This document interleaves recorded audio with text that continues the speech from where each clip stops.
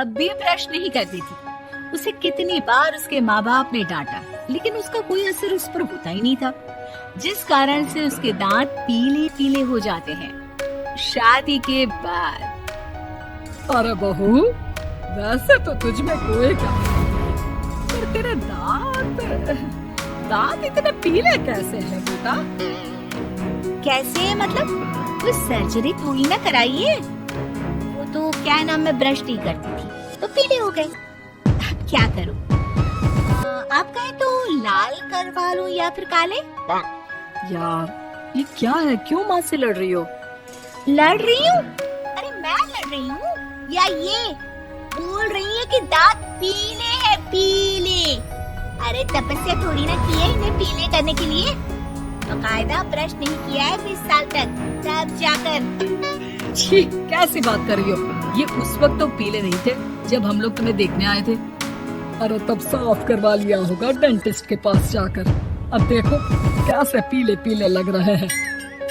रंजना सास की तरफ गुस्से से देखती है। फिर शुरू हो गई पीले पीले पीले। अरे पीले तो तब भी थे जब मेरे हाथ का रसगुल्ला उड़ा उड़ा कर खा रही थी और बोल रही थी, लड़की नहीं गुणों का खजाना दे रहे भाई साहब। अब वो लोग करते भी तो क्या करते, पीले दांत वाली बहू पल्ले पड़ी थी तो झेलना तो था ही। एक दिन कीर्तन में रंजना गाना गा रही थी। अरे कमला बहन, माँ का द्वार है, यहाँ तो सब शुद्ध होकर आते हैं, फिर अपनी बहू को ब्रश भी नहीं करवाती तुम। दूर से पीले पीले दांत भक्ति में बाधा उत्पन्न कर रहे हैं। अरे कोई 2 साल के बच्चे थोड़ी ना लेकर आई हूँ मैं बहू बनाकर, अच्छी खासी लड़की है। अरे कैसे करवाऊं ब्रश, ये तो उसे खुद करना चाहिए ना। अब माँ बाप तो इसके जैसे तैसे निपटा दिए, ये नहीं सोचा कि सास कैसे संभालेगी। सास बहू को लेकर घर आ जाती है, लेकिन सोच लेती है कि अब इसे लेकर कहीं नहीं जाएगी। अगले रोज बहू कहती है, अरे क्या हो गया, मंदिर नहीं जाना क्या? कीर्तन का वक्त हो रहा है। मेरी मधुर वाणी से कान्हा जी जागते हैं और सोते हैं। आप तो जानती है ना उनकी भक्ति में कितना मन लगता है मेरा।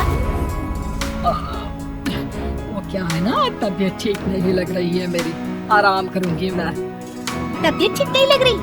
अभी तो मिथुन के गाने पर नाच रही थी आप, और अब बोल रही है कि तबीयत ठीक नहीं लग रही। अरे भक्ति में मन लगा लो सासू माँ, ऊपर जाना है, क्या मुंह दिखाओगी आप? हाँ? सास को बहू की बात पर गुस्सा आ जाता है। मैं क्या मुंह दिखाऊंगी, इसकी चिंता तो ना कर, समझी? अपने मुंह की चिंता कर, जो ये पीले पीले दांत लेकर हर जगह पहुंच जाती है। पता है लोग कितना मजाक बनाते हैं। ना जी ना, मैं नहीं जाना कहीं तेरे साथ। तो ये बात है, कोई ना, मत जाओ, मैं अपने कमरे में ही बैठकर भक्ति कर लूंगी। ऊपर वाला दांत थोड़ी ना देखता है, मन देखता है, भावना देखता है। और अरे बस बस, तू सब कुछ दिखा, बस ये सफेद चमकदार दांत ना दिखाना किसी को, है? जा यहाँ से। बहू को सास की बात का कोई फर्क नहीं पड़ता, वो तो जैसी थी वैसी ही रह जाती है। सुबह नहाकर किचन में खाना बनाना, फिर खाना खाना, कीर्तन भजन करना और सो जाना। एक दिन, माँ जी मैं सहेली के घर जा रही हूँ, शाम को लेट आऊंगी।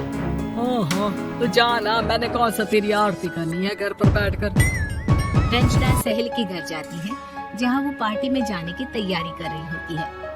अरे शिखा, कहाँ जाने की तैयारी कर रही है? मैं गलत वक्त पर आ गई क्या? अरे नहीं यार, उल्टा सही वक्त पर आई है। मैंने ये साड़ी और ज्वेलरी निकाली है यार, शाम को इनके ऑफिस की एक पार्टी में जाना है। बताना कैसा लग रहा है ये सब? नहीं यार, इस ड्रेस के साथ तो वो वाली ज्वेलरी अच्छी लगेगी। हाँ, सही बोल रही है, मैंने ध्यान ही नहीं दिया। वैसे तो हमेशा से मस्त फैशन सेंस रखती है। तो बड़ा जाती होगी ना पति के साथ पार्टी में। रंजना कुछ नहीं बोलती, बस सोचती है कि यार काश ये बात सही हो जाती, पर मैं क्यों नहीं जाती पार्टी में? क्या इन लोगों की कोई पार्टी होती नहीं होगी? रंजना घर आती है और रात में पति से सवाल करती है, एक बात बताइए, आप मुझे किसी पार्टी में क्यों नहीं ले जाते? क्या आपके यहाँ ऑफिस में पार्टी नहीं होती? पति बेचारा क्या कहता कि दांत पीले हैं तुम्हारे इसलिए। अरे कोई पार्टी होती नहीं हम लोगों के ऑफिस में, तो कहाँ से लेकर जाऊं? और मार्केट, मॉल, कहीं वीकेंड घूमना, कहीं तो। अरे यार, सारे हफ्ते में एक छुट्टी मिलती है, तो सोचता हूँ कि आराम ही कर लूं। क्यों? रंजना मन मार के रह जाती है। पहले कभी सास के साथ मंदिर जाया करती थी, लेकिन वो भी सास ने ले जाना बंद कर दिया।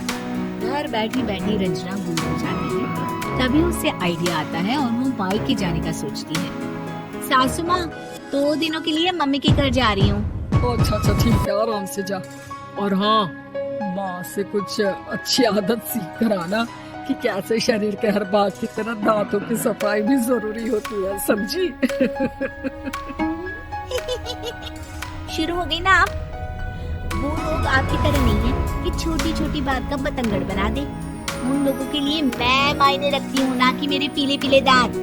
रंजना माँ को बिना बताए उन लोगों को सरप्राइज देती है, लेकिन जैसे ही वो दरवाजे पर पहुँचती है, अंदर देखती है कि घर वाले कहीं जा रहे होते हैं।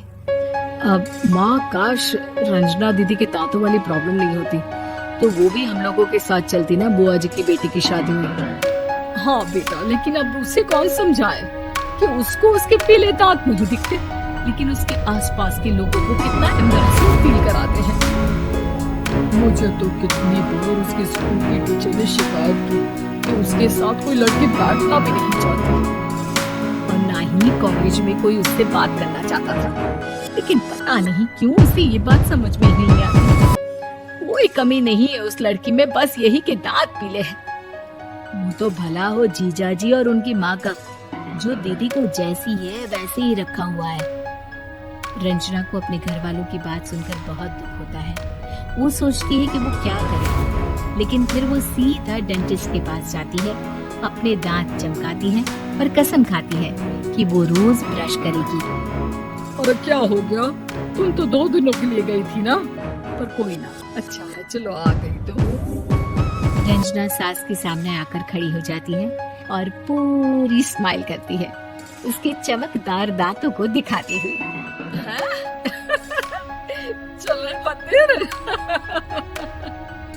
माँ, मुझे माफ कर दीजिए, मैंने आप लोगों को बहुत एम्बैरेसिंग फील करवाया। मैं आज से रोज ब्रश करूंगी। Subscribe to my channel.